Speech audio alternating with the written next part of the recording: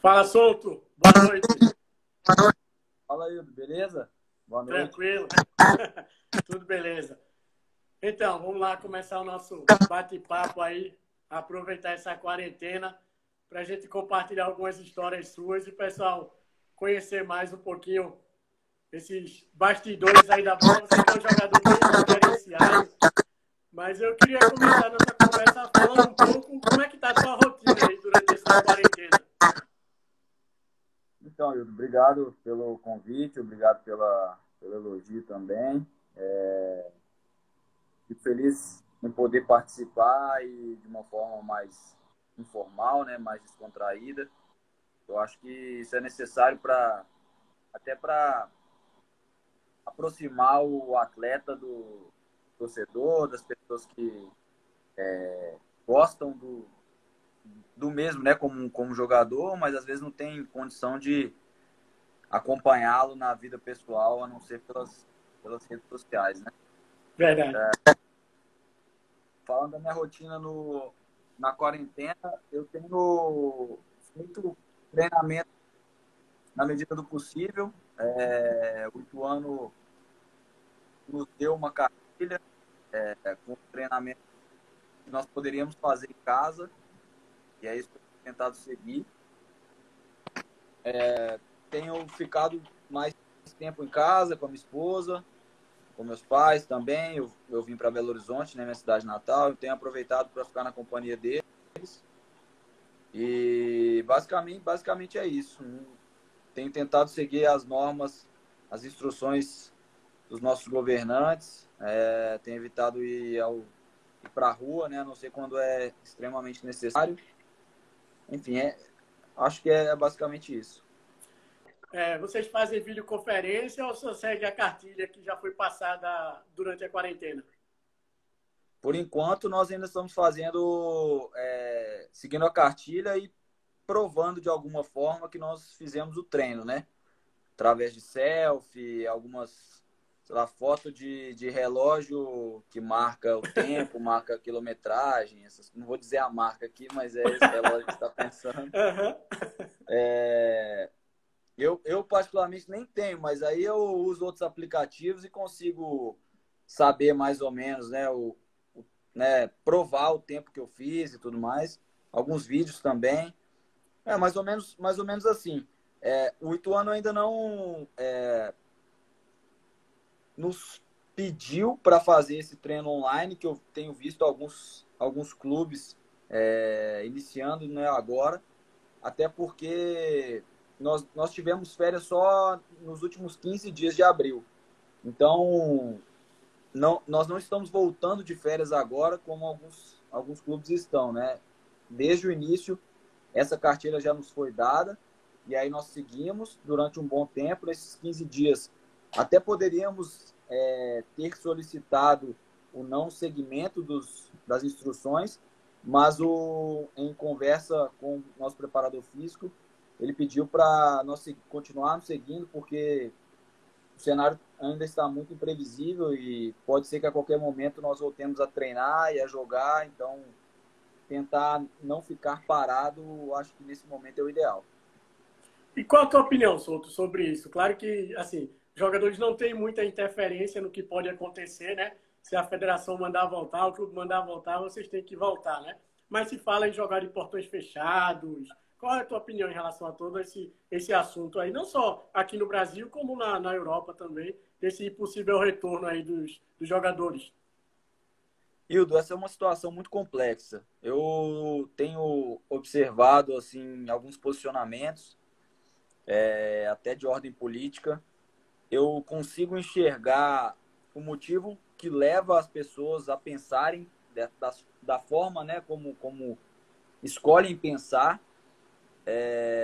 Existe a questão econômica, né, em todo esse contexto, e isso é inegável. Existe a questão sanitária, que é ainda mais evidente. Porém, qualquer decisão que for tomada terá prós e contras. Eu vejo que se nós pararmos para tentar encontrar agora uma solução que vai fazer todo mundo sair feliz, nós vamos ficar muito tempo aqui e não vamos chegar a um consenso. No entanto, há alguns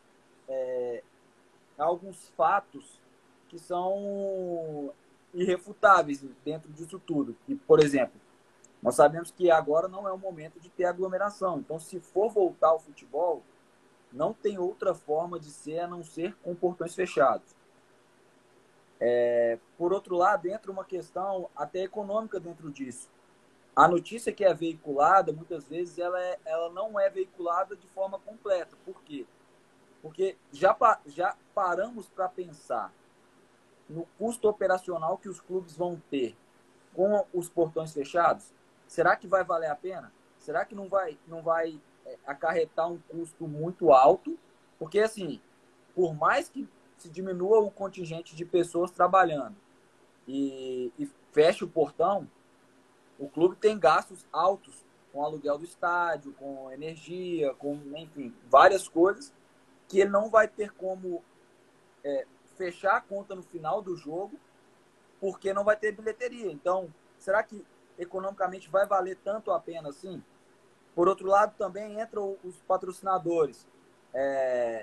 Para eles, sim, vai ser uma boa iniciativa voltar a ter jogos, mesmo com portões fechados, porque a visibilidade da televisão vai acabar sendo um benefício para eles. Então, há algumas coisas dentro de tudo isso que está sendo discutido que precisam ser esclarecidas até para nós ponderarmos, né? Será que vai valer a pena voltar ao futebol agora?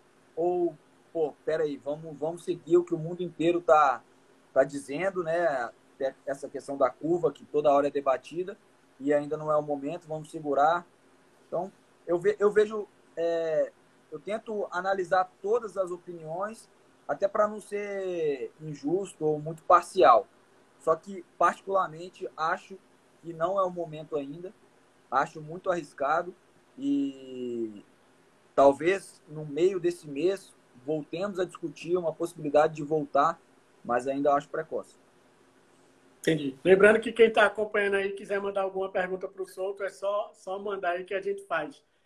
Diferente das férias, né, que vocês passam 30 dias, mas alguns jogadores ainda jogam alguma pelada, fazem alguma coisa, dessa vez tá bem diferente de férias, né? Você acha que a volta vai ser ainda mais complicada do que um retorno normal de um mês de férias?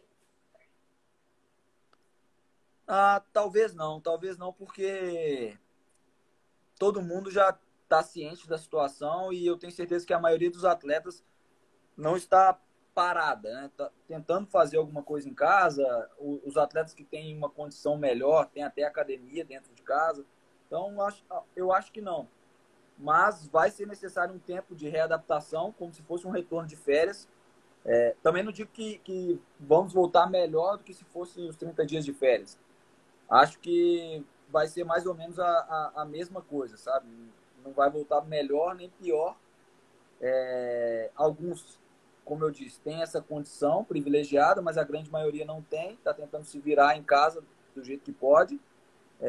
E esse período de readaptação, de recondicionamento, ele é essencial para que os times voltem em alto nível. E aí eu queria falar agora um pouquinho desse teu lado acadêmico, né? Que acho que desperta muita curiosidade em todos os clubes que você passa. Você terminou a sua graduação, agora está fazendo o MBA. Queria que você pudesse explicar, né? Como é que você faz para conseguir concluir, né, os cursos e já está iniciando outro. E o porquê de ainda, enquanto atleta, estar buscando essa formação. Então, Hilda, a gente teve a oportunidade de conversar, né, algumas vezes ali naquele período lá do Náutico sobre a necessidade de trilhar um outro caminho, né, paralelamente, abrir novos horizontes. Eu sempre gostei de ler, sempre gostei de estudar. Na verdade, não sempre, né? Eu sempre gostei foi de jogar bola. Mas quando eu era mais novo, tinha essa necessidade de estudar para poder jogar bola. Uma cobrança interna, né, na minha casa. Então, com o passar do tempo e o surgimento de algumas facilidades para conciliar o futebol e o estudo, eu decidi me aventurar nesse EAD, que hoje já está na moda, né? Hoje já Virou muita gente normal, né? Por causa da quarentena. Agora já é quase que uma necessidade, né? Então, eu comecei a fazer a faculdade em 2013, aí formei em meados de 2017 em administração. Aí depois, no meio de 2018, eu comecei a fazer esse MBA da FGV em parceria com a FIFA. Um curso bem legal que algumas pessoas importantes assim dentro do futebol fizeram e estão fazendo também, né? Porque o curso ainda existe. Agora outras turmas, obviamente, mas ainda existe. E aí formei no meio do ano passado, meio de 2019. E agora estou fazendo um curso da Universidade do Futebol, que é um curso um pouco mais curto. Eu acho que ele não tem caráter de pós-graduação, mas é como se fosse. E eu tenho gostado muito porque é um curso que fala especificamente do futebol. O outro da FGV era de esportes em geral, né? Que era gestão estratégica de esportes. Então tratava de vôlei, tênis, basquete, etc. E agora eu comecei esse que é voltado exclusivamente para o futebol. Então casou, né? A necessidade de buscar conhecimentos e o que eu fiz a vida inteira. Espero seguir nesse caminho, quem sabe mais para frente, nessa parte de gestão, talvez seja muito interessante para mim. É isso, né? Claro que você ainda é muito novo, ainda tem muito futebol pela frente, mas quando parar, espera trabalhar mais na área de gestão do que como técnico, por exemplo. Então, Wildo, eu tenho mais vontade. Só que eu estava assistindo ontem um documentário muito interessante que saiu no Netflix agora, do Barcelona. E aí eu estava assistindo com a minha esposa e a gente sempre fala sobre isso, né? Que eu não tenho vontade de ser treinador. E o treinador do Barcelona na ocasião, né? Que era o Valverde, ele foi atleta também. E eu não vou dar spoiler aqui, falar qual episódio, mas ele fala uma frase que me marcou demais ontem e ela até tá rindo aqui do meu lado porque ela começou a rir na hora e eu não aguentei. Ele fala que ele nunca teve vontade de ser treinador. Só que um dia ele admitiu a possibilidade. Ele falou, talvez. E aí azedou. Aí ele virou treinador, não teve jeito. Então, eu já fui mais resistente à ideia de voltar para o campo, né, no pós-carreira. Ser treinador, ser auxiliar ou alguma coisa ali na parte física, sei lá. De análise também, talvez. Mas hoje não é a minha vontade. Se eu parasse de jogar hoje, eu seguiria nessa área mais de gestão. A gente vai dar alguns spoilers. Eu passei o final de semana todo assistindo aí, mas mesmo assim o pessoal que for assistir já sabe mais ou menos. Eu queria que você pudesse analisar o vestiário, né? A gente já frequentou o vestiário. Não sei se o documentário ele consegue representar muito bem, mas eu acho tudo muito calmo, né? Você teve essa impressão também, não? Mas aí entram várias coisas, né, para se analisar. Assim. A gente está falando do maior time do mundo. Como é que se entra no vestiário, Wildo, e dá uma dura no Messi? Sabe? Pô, Messi, acorda! Não tem jeito. A gente sabe que ele é daquele jeito. Tem até algumas cenas muito interessantes, né, que o treinador tá falando e ele tá no fantástico mundo de Messi. Ele não tá nem aí pro que tá acontecendo. Ele sabe que a capacidade dele de resolver ali é, né, muito grande. Então, tem essas variáveis né, nesse contexto. Só que eu vejo que muitas vezes no futebol, isso é uma experiência de vestiário assim que nós temos tido ao longo do tempo, é que às vezes o gritar no vestiário é para esconder a dificuldade de encontrar uma solução. Então, eu estou sendo dominado pelo adversário, mas acaba o primeiro tempo e eu não sei o que falar. Então eu chego e dou um chute no quadro. Chego e dou um soco na parede. Sabe? Grito com todo mundo, xingo meia dúzia e aí? E resolvi o problema? Não, vai voltar para o segundo tempo, o outro time vai estar melhor. Eu acho que falta um pouco isso. Toda vez que a gente começa a analisar assim, o que acontece fora, acaba caindo um pouco na real, de peraí, os caras estão tentando consertar, estão tentando melhorar. Então, simplesmente dando uma satisfação, né, para a diretoria que está ali assistindo ou para os próprios jogadores, enfim. Deixa eu só mandar um abraço pro Leandrinho aqui, Bochecha. Vai, Tá, claro. tá falando que eu sou filho do Dorival Júnior. Esse cara, sou muito grato a ele. Esse cara me ajudou demais na época de quando eu subi pro profissional no Atlético.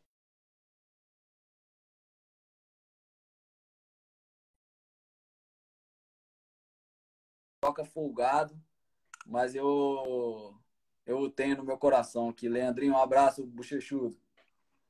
Fazendo a pergunta do Fernando aqui sobre a intervenção dos torcedores, né? Quando o time está em crise, aí alguns acabam interpelando os jogadores, seja em shopping, seja no jantar. Qual a tua opinião sobre isso? Então, eu não vou ser injusto, vou mandar um abraço pro Fernando também, meu irmão. Tem a Flaviane, que, pô, gosto demais, tá participando aí. Trabalhei com ela no Atlético como psicóloga, quando nem existia psicologia do esporte direito, ela fez um trabalho ótimo na base lá. Aí os meninos me mandando um abraço aí, o Léo, o Carlinhos estava mais cedo aí, enfim, Botrel. Eu perdi a pergunta, desculpa. Ah, sobre o Quando shopping. o time está em crise, aí os torcedores abordam os atletas. Pois é. Cara, isso é uma situação muito difícil, eu acho que é cultural também.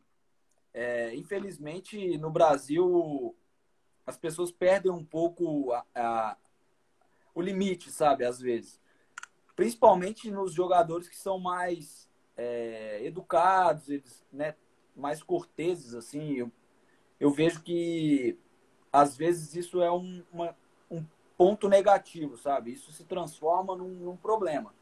Porque aquele cara que é mais carrancudo, que não dá muita moral e tudo mais, numa situação como essa, dificilmente ele vai ser abordado na rua, na padaria, no shopping, na praia, enfim.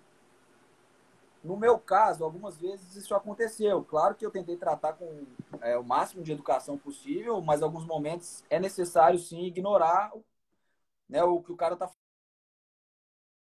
com 7 pedras na mesa no shopping.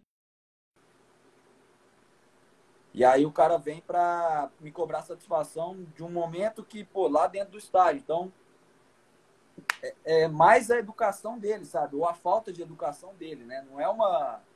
eu não posso generalizar, não posso falar que a torcida do Náutico, a torcida do Atlético, a torcida do Vasco é assim.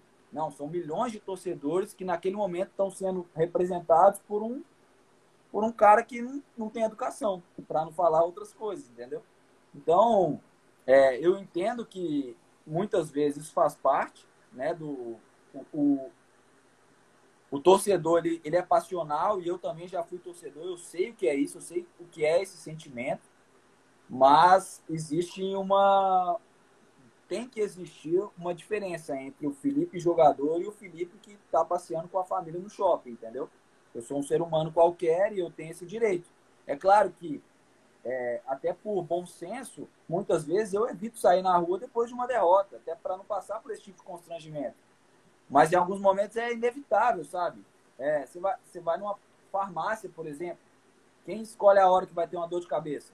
Ah, deu dor de cabeça, pô, tô sozinho. Em Recife mesmo, eu morava sozinho, eu não tinha a quem recorrer. Então, pô, peraí, eu preciso ir na farmácia. Só que o time perdeu mais cedo. Aí eu fico com medo de ir à farmácia porque o time perdeu mais cedo, sabe? Existem coisas que, porra, são inevitáveis. Mas é claro, eu não vou pra balada, não vou pra festa. Também tem que ter bom senso. Então, parte disso depende de mim, só que a outra parte depende de quem está do outro lado, né? Do torcedor, né? do fã, ou enfim. Já que você citou aí o Náutico, né? Como o pessoal me segue mais é aqui do Recife. O que é que faltou para o Náutico subir lá em 2015, quando você estava aqui? Pô, cara, ali foi difícil, a gente sofreu, hein? Nossa. É verdade. A gente teve um momento difícil no campeonato, começou muito bem, depois oscilou um pouco, daí teve a troca do comando, né? Do Lisca com Gilmar Dalpozo. E aí o time voltou a crescer, voltou a jogar bem, ter bons resultados. Mas aí no final, naquela disputa com o Bahia e com o Santa ali, a gente deu mole em 2 jogos em casa, na minha opinião, com o CRB e com o próprio Bahia, 2 empates. E a gente perdeu para o Oeste também fora. O Oeste estava lutando para não cair, a gente jogou muito mal e acabou perdendo. E esses pontos fizeram toda a diferença. A gente ganhou do Santa lá no Arruda. jogando muito melhor, assim, fazendo um jogo muito bom. A gente ganhou do Vitória num jogaço no Barradão, mas acabou perdendo pontos bobos e aí no final não deu para subir.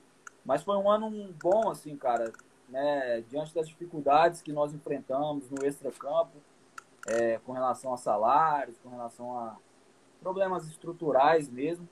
Eu acho que o time ali foi muito guerreiro, tinha muita gente jovem também, né? E acabou deixando uma boa imagem, assim, no geral. Claro que, infelizmente, o objetivo principal não foi conquistado, né? Que era o acesso. Mas, no final das contas, por tudo que aconteceu no ano, a quinta colocação não foi de todo ruim, não. Verdade. Em relação aos estados que você passou, né? Você recentemente, agora está em São Paulo, já teve no Rio, já teve na Bahia. Como é que você avalia a paixão dos torcedores nesses estados que você já passou? Então, essa é uma pergunta interessante. Eu vejo as torcidas com características bem peculiares, sabe? Eu vejo que eu sou nascido e criado em Belo Horizonte, frequentei arquibancada até começar a jogar no profissional e conheço muito bem a torcida do Atlético. É uma torcida muito apaixonada, uma torcida que durante muito tempo não comemorou títulos, mas não abriu mão de seguir o time, de lotar o Mineirão, aquela coisa toda. Agora já está em outro patamar, já conquistou títulos importantes, então já está um pouco mais exigente, mas tem essa característica bem marcante, né, de ser fiel. No Vasco, uma torcida muito grande. Nós fomos jogar uma vez em Manaus, numa Copa do Brasil, e a torcida nos recebeu de madrugada no aeroporto, algo surreal. O Náutico, uma torcida um pouco mais exigente também. Foi um ano que a torcida estava de mal, acho, com a diretoria, porque a gente jogava lá na arena, né? Então, pela distância e pela saudade dos aflitos, a torcida estava um pouco chateada, então demorou a comprar a ideia, demorou a comprar a briga junto com a gente, mas quando foi, ajudou muito. Eu lembro de alguns jogos que a torcida empurrou, que a torcida lutou, e isso foi bacana, até naquele primeiro jogo contra o Santa, no Brasileiro, nós ganhamos de 2-1 e eles estavam, né, em peso, foi bacana. A torcida do Vitória também é uma torcida um pouco mais exigente. E o Barradão, quando está cheio, não é tão fácil jogar, porque qualquer erro pega no pé, qualquer probleminha ali já começa a vaia. Mas é uma torcida que também apoia muito, sabe? Basta um ataque também para mudar. Eu acho que isso é muito do torcedor nordestino, sabe? É um povo mais alegre, é um povo mais desinibido. Então, isso se reflete na forma de torcer também. Existe a exigência, mas, por outro lado, qualquer chute que você dá no gol e a goleira espalma, a torcida já esquece todo o jogo ruim, já começa a apoiar. Eu acho que isso é muito característico do Nordeste, né? Dos dois times que eu joguei no Nordeste, eu pude constatar. E as outras equipes menores assim, que eu passei, torcidas um pouco menores, mas também, cara, falar que torcedor no Brasil é apaixonado é pleonasmo, né? Hoje, na quarentena, nada é mais discutido do que a volta do futebol. Isso já prova que o futebol, ele... então, isso já prova que o futebol é o que movimenta o Brasil, assim. Infelizmente, só lamento para quem não concorda, mas é a verdade, sabe? Nós temos que entender que essa é a paixão, essa é o lazer de muita gente. Não tem o domingo sem o futebol, não é um domingo legal. Essa é a verdade, entende? Então, falar que o torcedor no Brasil, independentemente do estado ou das cores que defende, do time que torce, não é um torcedor apaixonado, eu acho que é muito cruel, sabe? Então, todos os torcedores são, cada um do seu jeito, mas é bem legal ver as diferenças, assim. Verdade. Vamos só falar aqui, o pessoal entrando aí, elogiando bastante. O Davi, ó, jogador mais inteligente do Brasil, dentro e fora de campo. Volta pro Galo. O Fernando também falando aí, ó. Ele vai pro esporte em 2020. Esse é fenômeno. Olha aí, o Rafael também, diferenciado dentro e fora de campo. Explica, Souto, por que você escolheu ser volante? Ou foi um acaso que você acabou na posição de volante? Cara, eu jogava de meia até sub-17. Daí peguei um treinador que tá agora no Coimbra, aqui de Minas, um time que está disputando a primeira divisão aqui. Aí no sub-17 ele chegou no Atlético e acho que no primeiro treino ele já me posicionou como segundo volante. Ele falou, ó, eu quero te usar aqui. Eu acho que você vai jogar melhor aqui e tal. E eu vou falar o quê? Tá bom, né? Amém. Vamos lá. E aí comecei a jogar no final de 2007, mais ou menos, e 2008 já mais ambientado, né, naquela função. Ganhei destaque. A gente tinha uma equipe muito boa no Atlético nessa época. E aí nós fomos para fora, fomos campeões fora, voltamos aqui, fizemos um segundo semestre muito bom. E aí eu subi pro sub-20, né, ali em 2009. E o treinador já era o Rogério Micali. E aí ele já me pegou sendo segundo volante. Dali acabou. Não tinha mais como eu argumentar. Eu tinha que ser volante mesmo. Comecei a jogar como volante até subir no meio do... Não, aí no meio de 2009 eu já subi profissional, mas estreiei só no final de 2010. Já, né, o tempo inteiro como volante. Em alguns momentos eu joguei como meia, já no profissional. Acho que quase todos os times por onde eu passei.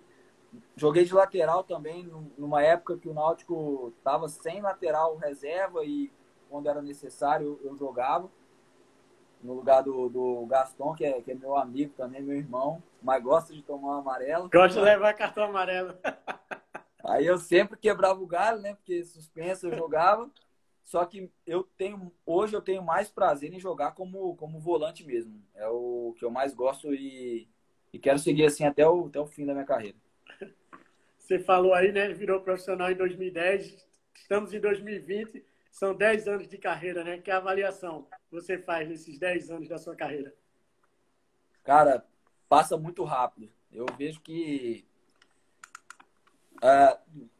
a diferença do ser muito novo para não ser tão novo assim já é rápida. E daqui a pouco já é experiente, e já é veterano e já quando é que vai parar, sabe? Já é muito rápido, assim. A carreira... Hoje as coisas estão passando muito rápido, isso é fato. Mas a carreira do jogador de futebol, que já é mais curta, normalmente, ela tem se tornado cada vez mais complicada, assim, se o cara não tiver um bom planejamento, se passar por problemas como lesão ou como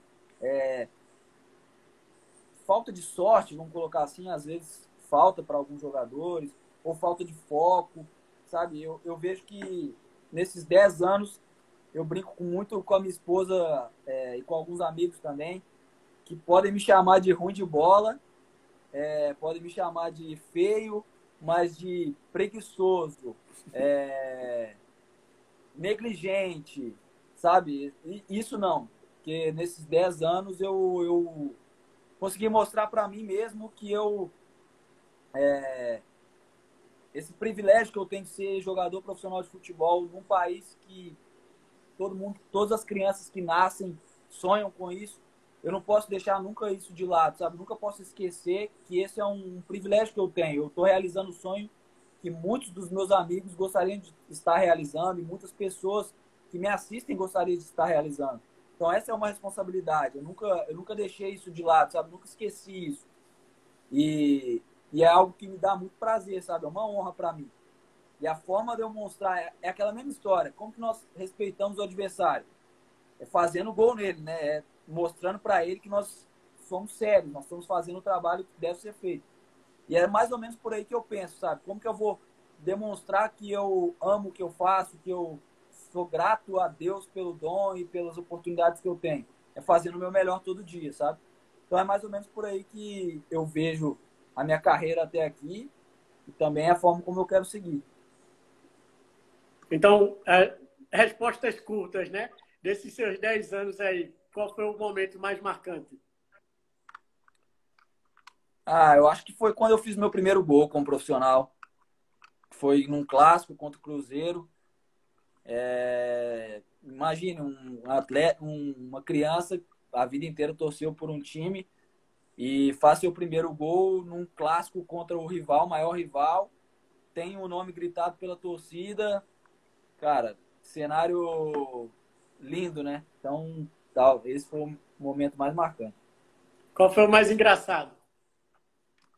Caraca, foi quando eu tava no Vitória em 2018. 2018 a gente estava no campeonato pernambucano. Daí acabou a luz no jogo e ficou naquela, volta, não volta, volta, não volta. Aí a luz voltava, a gente jogava mais 10 minutos, caía a luz de novo. Isso foi lá em Riachão do Jacuípe. E aí teve uma hora que a luz acabou mesmo e nós, né, um pouco perdidos ali no campo, tinha a luz praticamente só da lua mesmo. E aí o campo infestou de sapo, só sapo grande mesmo, sapo boi, né? E aí e eu não gosto de sapo, né? Não sei lá se alguém gosta, mas caraca, acaba logo esse jogo pra gente ir embora. E aí a gente foi embora e teve que terminar o jogo no outro dia, 3 horas da tarde. Então foi engraçado, né? Agora é engraçado, né? A principal conquista? Eu acho que foi a Recopa de 2014 aqui no Atlético. Título internacional, né? Tava naquele grupo que era fantástico. Foi um momento muito especial para mim. Cara, superação. Cara, superação é todo dia, né? Eu acho que foi todas as vezes que eu tive que jogar sentindo uma dor limitante. Poucas pessoas sabem o que passa um atleta de alto nível, né? Não é só do futebol, não vê relatos de ginastas, né? Jogadores, esportes individuais, que muitas vezes não tem muito o que fazer, não tem substituto, não tem nada, tem que, né, participar, tem que jogar e tudo mais. Então, acho que todas as vezes que eu voltei a jogar com alguma dor, ou eu, no meio de um jogo, senti algum desconforto, esse momento de superação que pouca gente sabe, é sempre marcante, é sempre importante. E na minha carreira, se eu citar um, eu vou estar diminuindo os outros, sabe? Então, vou colocar que todos esses momentos aí foram de superação, esses de superação foram muito importantes. Que massa, agradecer aí você, Souto, pela disponibilidade, a todo mundo que acompanhou aí, mandou mensagem, seus amigos, meus amigos, pessoal que acompanhou, valeu demais aí, você é um jogador super esclarecido, inteligente, gente boa, foi massa essa nossa conversa, valeu aí, obrigado pela disponibilidade. Oi, Ildo, obrigado por ter convidado, estou à disposição sempre que quiser, pode chamar que estou na área aqui, tá bom? Obrigado pelo Massa, convite Souto. e pela conversa. Valeu. Valeu, um abraço. Abraço.